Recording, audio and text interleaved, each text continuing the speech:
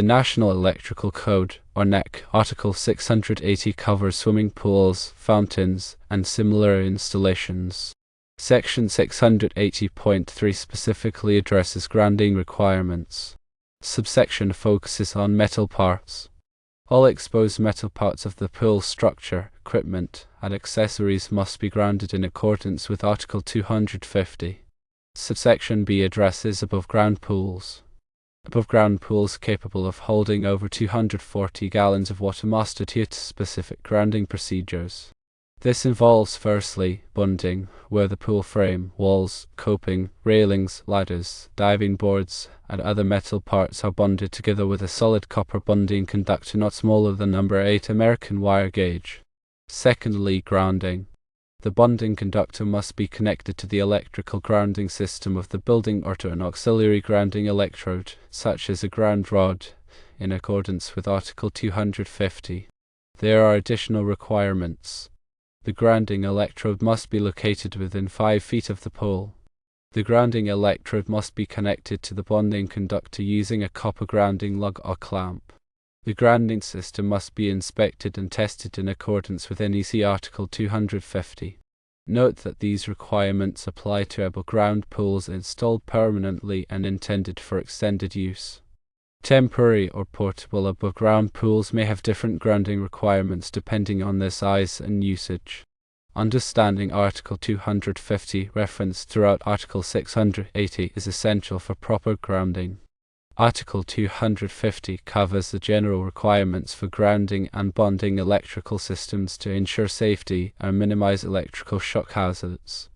It outlines the methods and materials for creating effective grounding paths, connecting conductive parts to the grounding electrode system, and reducing voltage gradients during fault conditions. Within Article 250, you'll find specific guidelines on grounding electrode systems, which can include things like metal underground water pipes, ground rings, rod and pipe electrodes, and plate electrodes.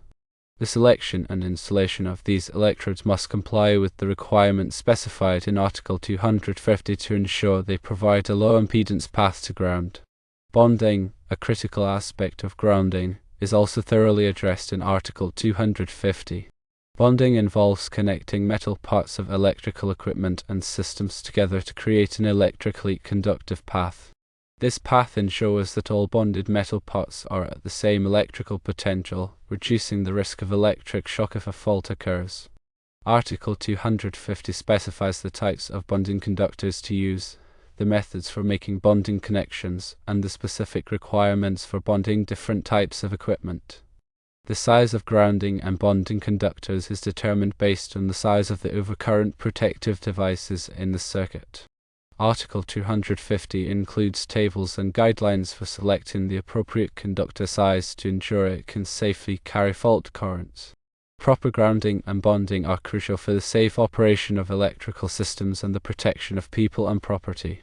Article 250 provides detailed requirements and guidelines to ensure that grounding and bonding are performed correctly, minimizing the risk of electrical hazards. Grounding ensures that non-current carrying metal parts of an electrical system are connected to the earth, providing a low impedance path for fault current to flow back to the source. This helps to trip over current protective devices, such as circuit breakers or fuses, quickly interrupting the flow of electricity and preventing electrical shock or fire hazards. Bonding involves connecting all metal parts of an electrical system together to create an electrically conductive path. This ensures that all bonded metal parts are at the same electrical potential, reducing the risk of electric shock if someone comes into contact with two different metal parts that are at different voltages. Grounding electrode systems provide a connection to the earth. Common types of grounding electrodes include metal underground water pipes, ground rods, and ground plates. The grounding electrode system must have a low resistance to earth to effectively dissipate fault current.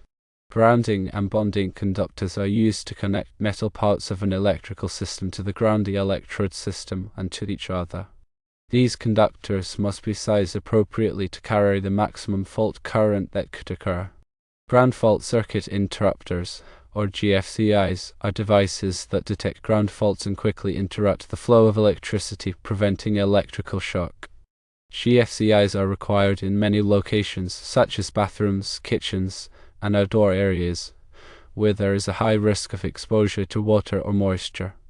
Overcurrent protective devices, such as circuit breakers and fuses, protect electrical circuits from overloads and short circuits. These devices interrupt the flow of electricity when the current exceeds the safe level for the circuit. Regular inspections and testing of electrical systems are essential to ensure that grounding and bonding are properly installed and maintained. Inspections can identify potential problems, such as loose connections or damaged conductors, before they become safety hazards. Grounding and bonding are critical components of electrical safety. Proper grounding and bonding help to protect people from electrical shock, prevent fires, and ensure the safe operation of electrical equipment. It is essential to follow the requirements of the NEC and other applicable codes and standards to ensure that electrical systems are properly grounded and bonded. In the context of swimming pools, especially above-ground pools, specific grounding and bonding requirements are mandated by the NEC to mitigate the unique electrical hazards associated with water and conductive surfaces. These requirements aim to minimize the risk of electric shock to swimmers and individuals in the vicinity of the pool. The equipotential bonding grid is a crucial element in pool grounding and bonding. It involves connecting all metallic parts of the pool structure and surrounding equipment to create an electrically continuous network. This network ensures that all metal surfaces are at the same electrical potential, reducing the voltage differences that can cause electric shock. The bonding grid typically includes the pool reinforcing steel, metal decks, ladders, handrails, and any other metallic components within the pool area. Bonding these parts together minimizes the potential for stray currents to flow through the water or conductive surfaces, thereby enhancing safety. The NEC specifies the minimum size and type of bonding conductors to use for the equipotential bonding grid. Typically, a number 8 American wire gauge solid copper conductor is required for bonding pool components. This conductor must be installed in a continuous loop around the pool perimeter and connected to all metallic parts of the pool structure and equipment. The bonding connections must be made using approved connectors and methods to ensure a reliable electrical connection. In addition to the equipotential bonding grid, the NEC also requires grounding of the pool equipment and electrical system. Grounding involves connecting the metal parts of the electrical equipment to the earth, providing a path for fault current to flow back to the source. This helps to trip over current protective devices, such as circuit breakers, in the event of a ground fault, preventing electrical shock hazard. The grounding electrode system for a swimming pool typically consists of a ground rod or ground plate installed near the pool equipment. The grounding electrode must be connected to the pool equipment and the electrical system using approved grounding conductors and connectors. The size of the grounding conductor is determined based on the size of the electrical service to the pool equipment. Ground fault circuit interrupters, or GFCIs, are essential safety devices for swimming pool circuits. GFCIs detect ground faults, which occur when current leaks from the electrical system to ground. When a ground fault is detected, the GFCI quickly interrupts the flow of electricity, preventing electrical shock. The NEC requires GFCIs to be installed on all electrical circuits that serve swimming pool equipment, including pumps, lights, and heaters. GFCIs provide an additional layer of protection against electrical shock hazards in the pool area. Regular inspection and testing of pool grounding and bonding systems are crucial to ensure their effectiveness. Inspections should be performed by a qualified electrician to identify any potential problems, such as loose connections, corrosion, or damaged conductors. Testing should be conducted to verify the continuity and integrity of the bonding grid and grounding system. Any deficiencies identified during inspections or testing must be corrected promptly to maintain the safety of the pool area. The NEC provides specific guidelines for maintaining pool grounding and bonding systems. These guidelines include requirements for periodic inspections, testing, and repairs. Pool owners and operators are responsible for ensuring that pool grounding and bonding systems are properly maintained and that any necessary repairs are performed promptly. By following these guidelines, pool owners and operators can help to prevent electrical shock hazards and ensure the safety of swimmers and individuals in the pool area. In summary, proper grounding and bonding are essential for swimming pool safety. The NEC provides detailed requirements for grounding and bonding pool structures, equipment, and electrical systems. By following these requirements and performing regular inspections and testing, pool owners and operators can help to prevent electrical shock hazards and ensure the safety of swimmers and individuals in the pool area.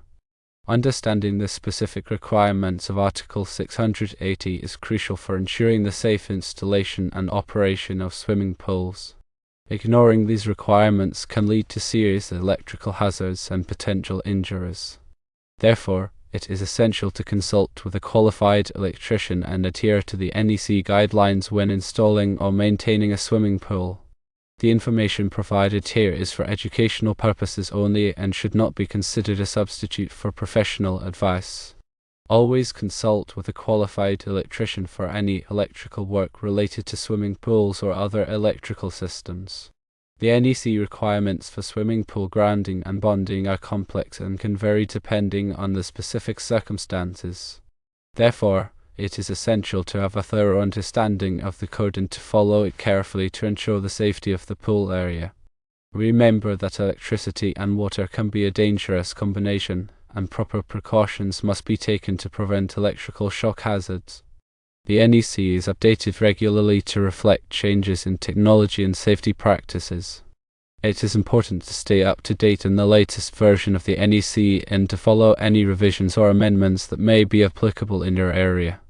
Local codes and regulations may also have additional requirements for swimming pool grounding and bonding.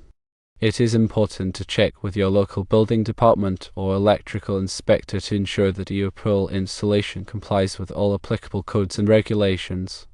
In addition to the NEC requirements, there are also other safety practices that should be followed to prevent electrical shock hazards in the pool area. These practices include keeping electrical appliances and cords away from the pool, avoiding swimming during thunderstorms, and never using electrical devices while in the pool. Educating swimmers and pool users about electrical safety is also important. Make sure that everyone who uses the pool is aware of the potential hazards and knows how to avoid them. Post safety signs around the pool area to remind people of the importance of electrical safety. Regular maintenance of pool equipment is also essential for preventing electrical hazards. Check pumps, filters, and heaters regularly for any signs of damage or wear. Replace any worn or damaged parts promptly. If you are not comfortable performing electrical work yourself, hire a qualified electrician to do it for you. Electrical work can be dangerous, and it is important to have it done by someone who is properly trained and experienced. Swimming pool electrical safety is a serious matter and it should never be taken lightly. By following the NEC requirements, implementing safe practices, and staying informed, you can help to prevent electrical shock hazards and ensure that your pool is a safe and enjoyable place for everyone. The requirements outlined in Article 680 are not merely suggestions, they are mandatory safety regulations designed to protect individuals from potential electrical hazards. Compliance with these requirements is not only a legal obligation but also a moral responsibility.